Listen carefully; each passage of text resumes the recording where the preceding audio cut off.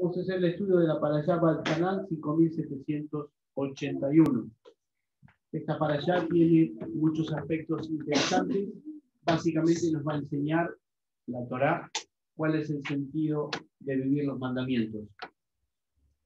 En el sector de Haftará que he elegido traerles hoy, que es la Haftará clásica de la lectura de Parashá, pero elegí un sector especial que habla del círculo de la tierra.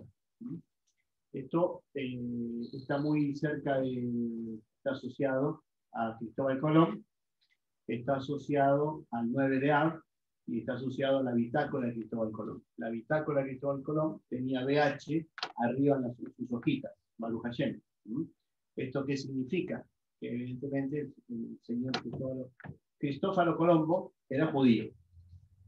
Y uno de sus más fuertes criterios para defender que la Tierra era redonda es justamente lo que hemos escuchado hoy del libro de Isaías, el círculo de la Tierra. En aquella época se pensaba que la Tierra era plana, ¿sí? Y que en el confín de los mares, cuando llegabas al límite, te caías. Te caías ahí. Sabrá Dios a dónde, no importa. Te caías. Y tiene que ver con el 9 de Av, cuando partió de Puerto de Palos Colón, un 9 de Av, que fue el mismo día que se establece la Inquisición en España. Así que los que fueron con él no eran presos comunes de las cárceles, sino que eran judíos marranos, que le dieron la opción, o se mueren acá, los torturamos y los matamos, o se van con Colón y bueno, que la Santa María Madre Marísima y las tres vírgenes y todo lo demás los apoyen, porque si no, sabrá Dios qué va a pasar con ustedes. Bueno, ¿eso qué nos muestra? Eso nos muestra que Israel es un pueblo exitoso dentro de un mundo que envidia el éxito. Eso es lo que nos muestra. Y es tan exitoso que cuando Dios se revela al pueblo de Israel y trae la Torá a través de Moshe, le dice: ¿qué pueblo de la tierra va a ser tan inteligente como... Van a decir que sos tan inteligente? ¿Cómo?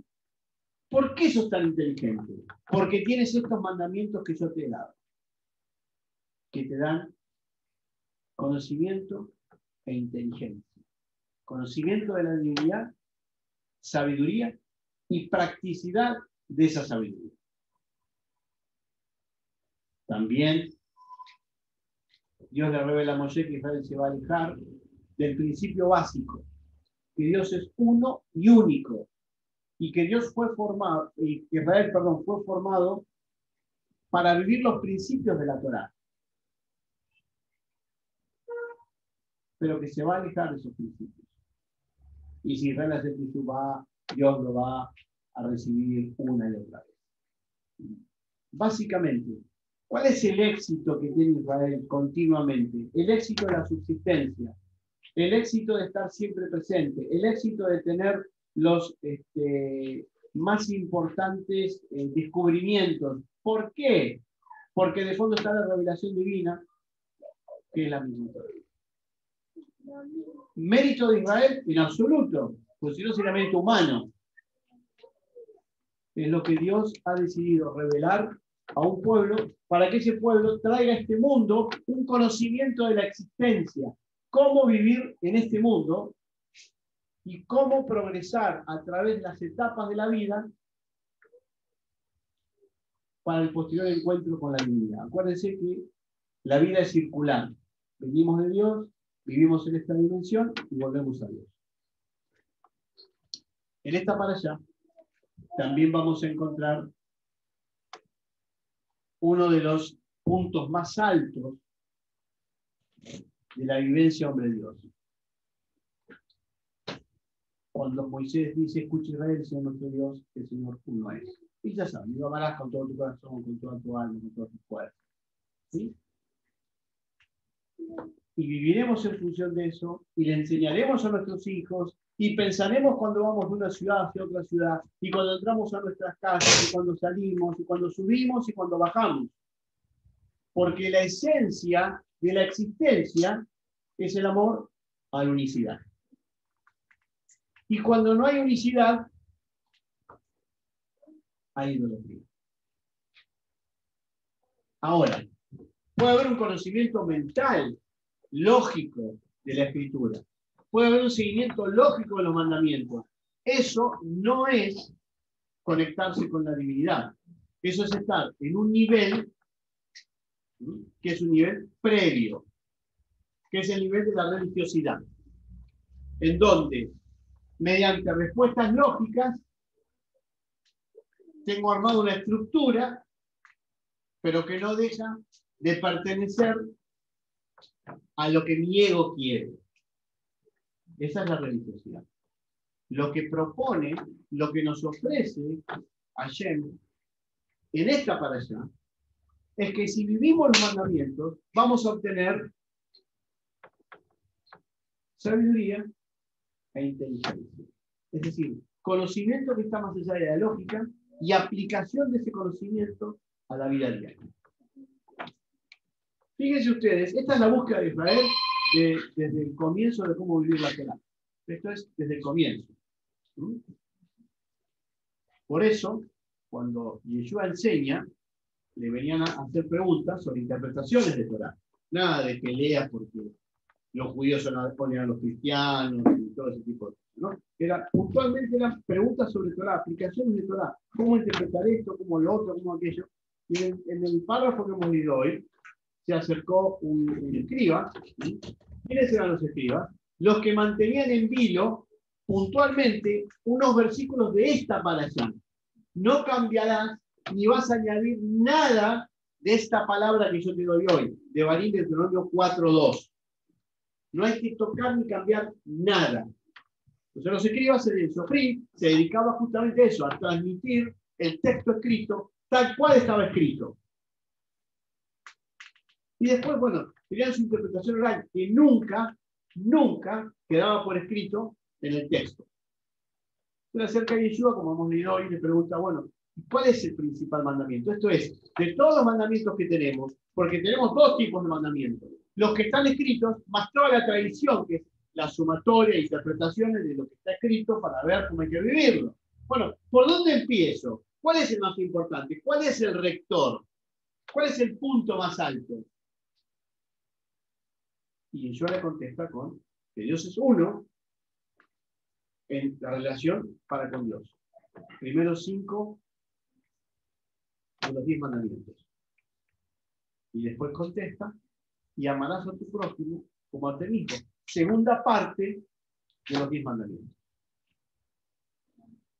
Si tenemos en cuenta ese norte, si tenemos en cuenta ese principio, entonces cuando vamos a pensar cómo vivir un mandamiento, tenemos que aplicar un mandamiento de la Escritura, lo aplicamos en función de esos dos principios. Primero el amor a Dios y después el amor a Dios. Demasiado sencillo. Demasiado. Se complejizó.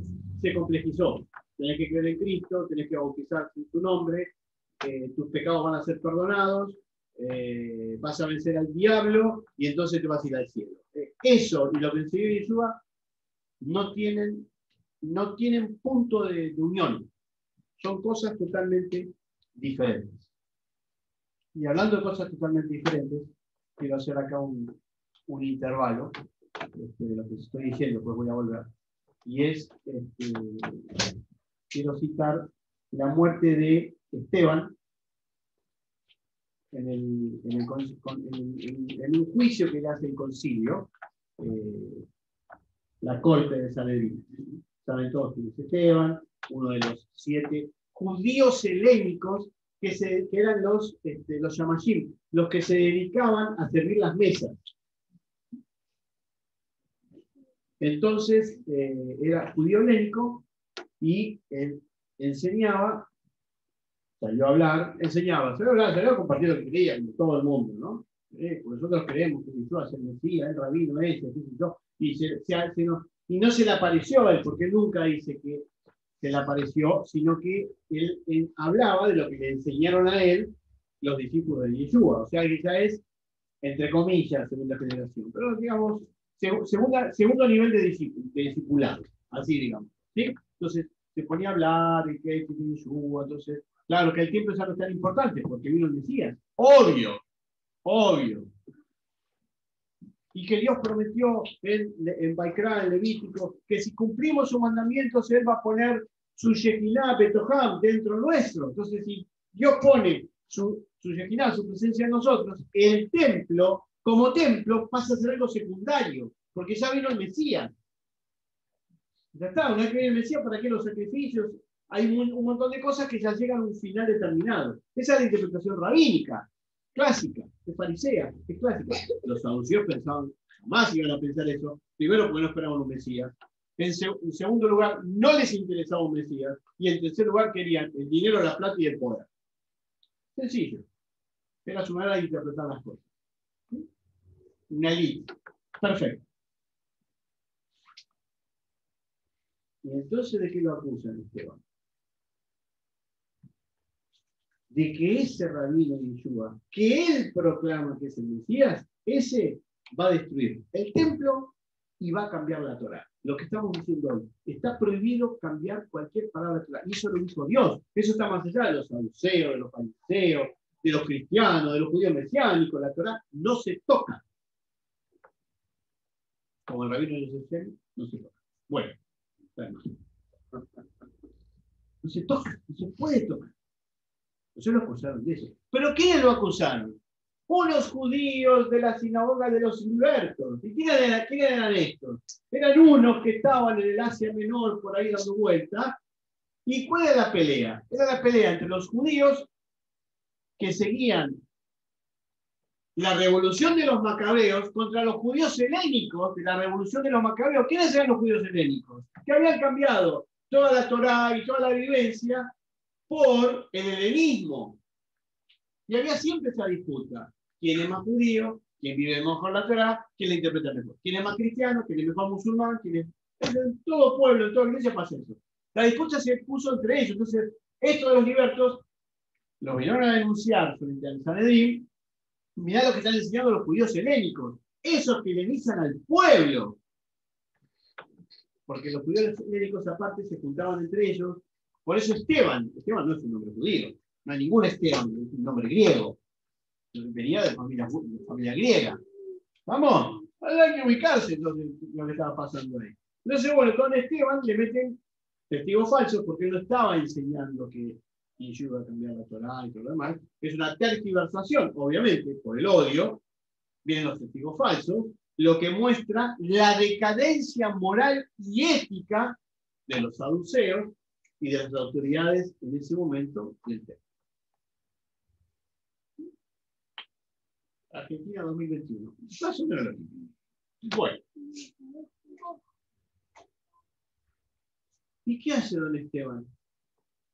No tiene nada, no tiene mejor idea que ponerse a explicarles que Abraham, que José en Egipto, que Dios le prometió a David.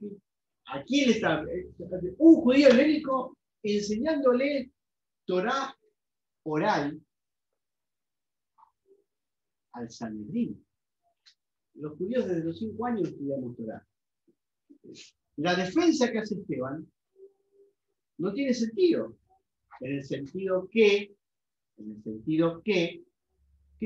¿cómo le va a contar la historia de la Torá a la gente que se dedicaba a eso?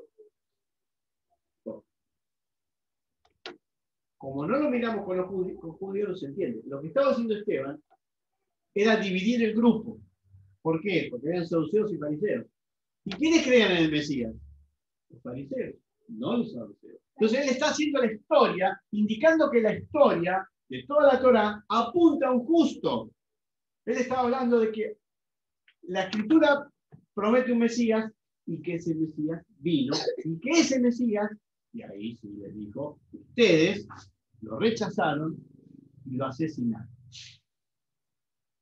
Pero Esteban sabía muy bien que Saladín no lo asesinó, porque los que lo asesinaron fueron los romanos, porque los judíos no tenían la capacidad de matar gente bajo ese cargo. Ahora vamos a ir ahí. Bajo ese cargo no tenían esa capacidad. Bien. Y entonces lo sentencian a Esteban a muerte. Ahora, ¿por qué ustedes lo asesinaron si lo asesinaron? Porque cuando uno es parte de un acto, aunque no cometa el acto, la intención te hace parte de ese acto. Ustedes no lo pusieron en el madero, pero ustedes son los que arreglaron con los romanos para que terminara donde terminó. Para que terminara donde terminó. ¿Por qué murió Yeshua? Muy simple.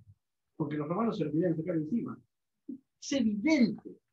¿Por qué se lo querían sacar encima? Porque movía multitudes. ¿Y qué pasa si movía multitudes?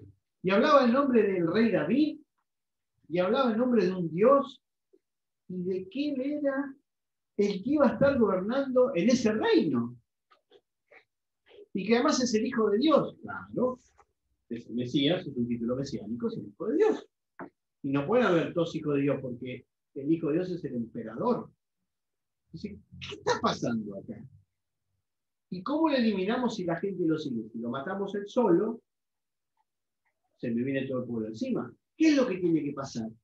Que las mismas autoridades religiosas me lo entreguen en bandeja. Muy sencillo. Lo arreglaron con el Sanedrín. El Sanedrín tenía un serio problema. Le estaba quitando la autoridad ante el pueblo porque los denunciaba que eran unos ladrones, unos hipócritas y que conducían a la gente a alejarse de la divinidad. Así que bueno, el pobrecito de Yeshua tenía enemigos por todos lados.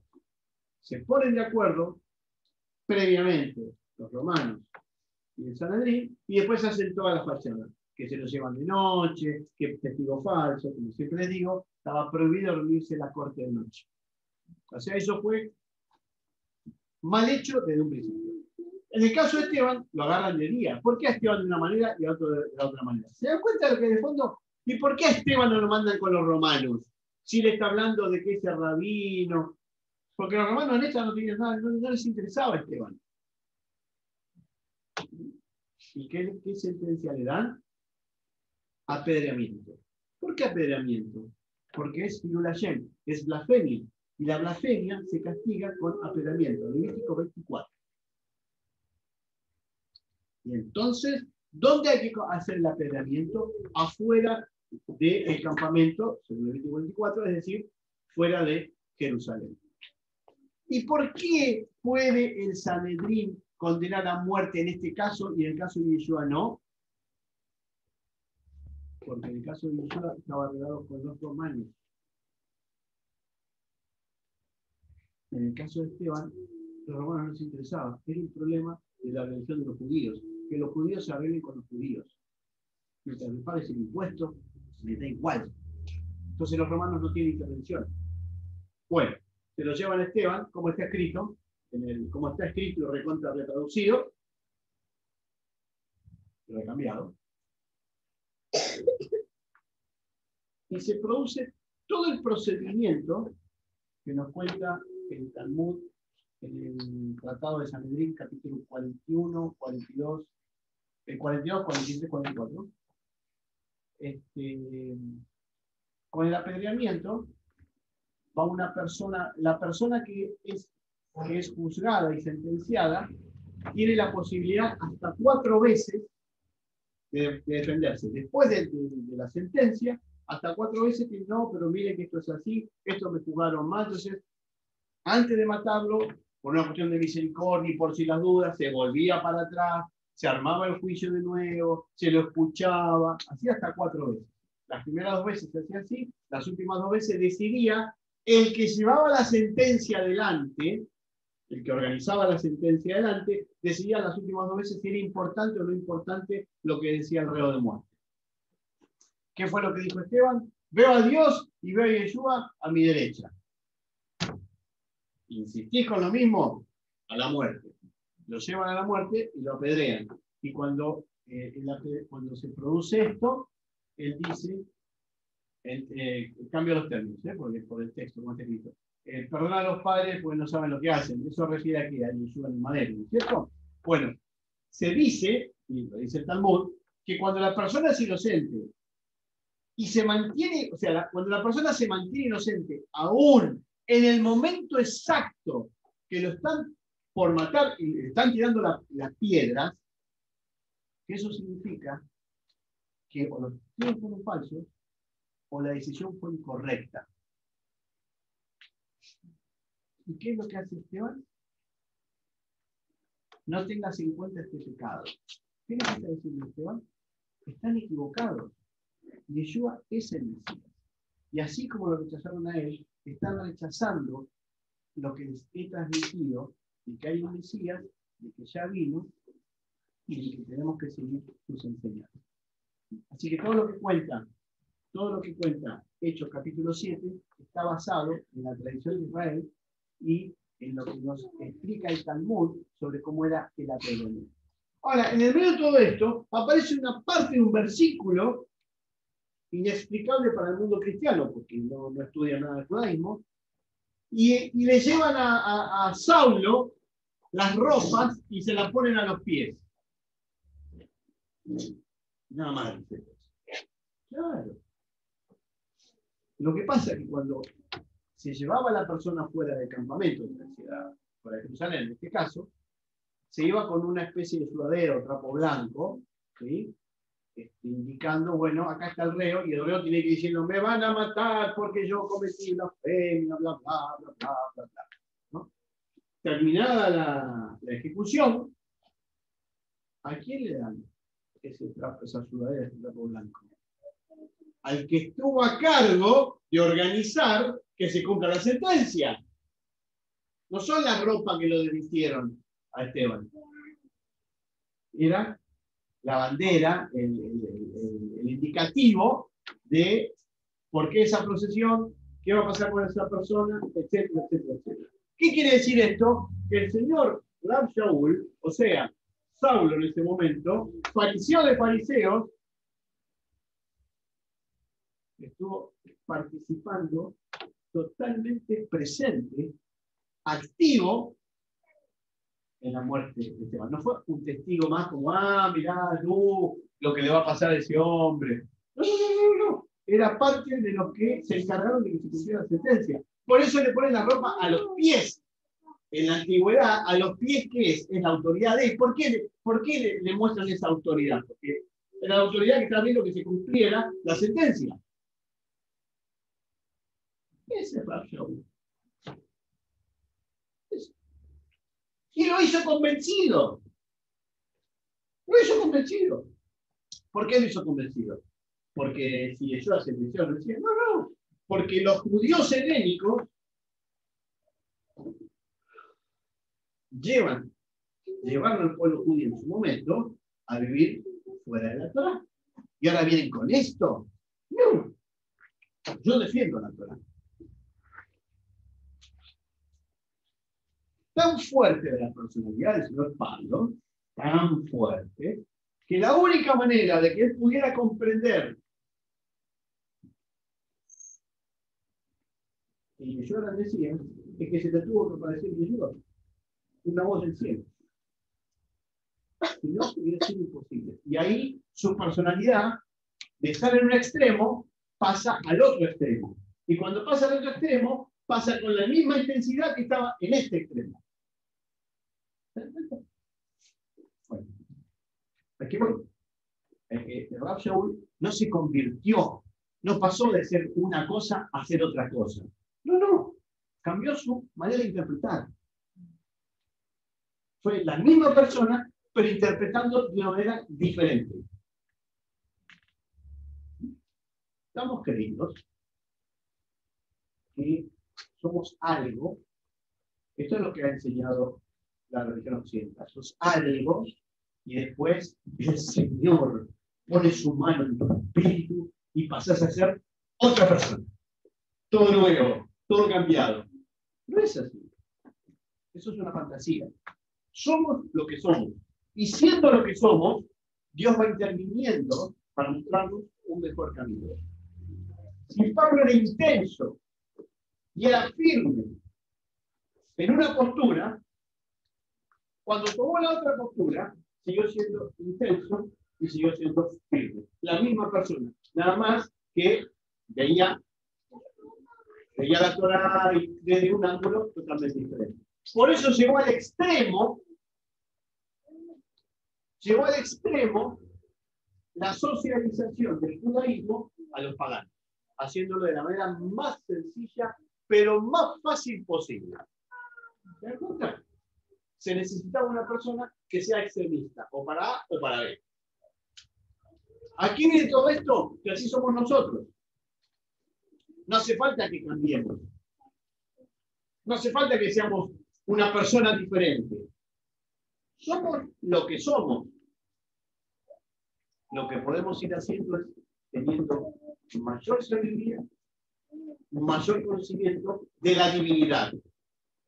Y siendo como somos, porque ya somos así, ya tenemos esta estructura de personalidad, siendo con esta estructura de personalidad, poder ver con un poquitito más de sabiduría y de conocimiento de Dios.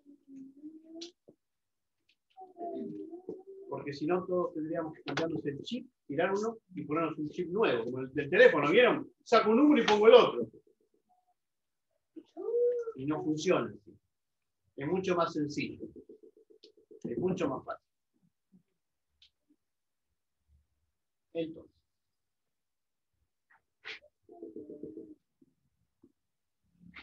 el conocimiento que nos puede traer la Torá es un conocimiento de vida interior.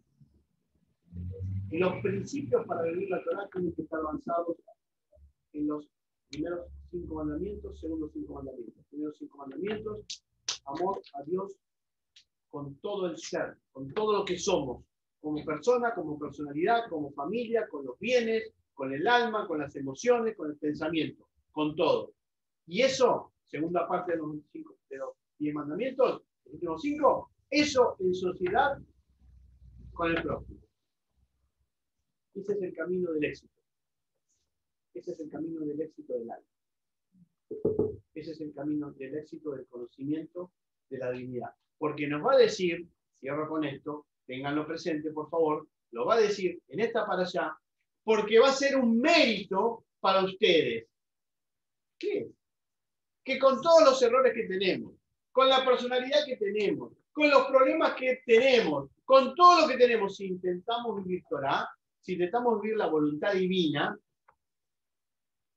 esto es un mérito para nosotros. Es un agregado para nuestra alma. Y si reconocemos que Yeshua es el Mesías, su mérito se agrega a nuestro mérito para el momento en que seamos juzgados, cuando Dios nos pregunte, bueno, te di esta vida, te di esta historia, ¿qué hiciste? ¿Cómo viviste? Y lo que nos falte, Yeshua promete completo. Shabbat Shalom.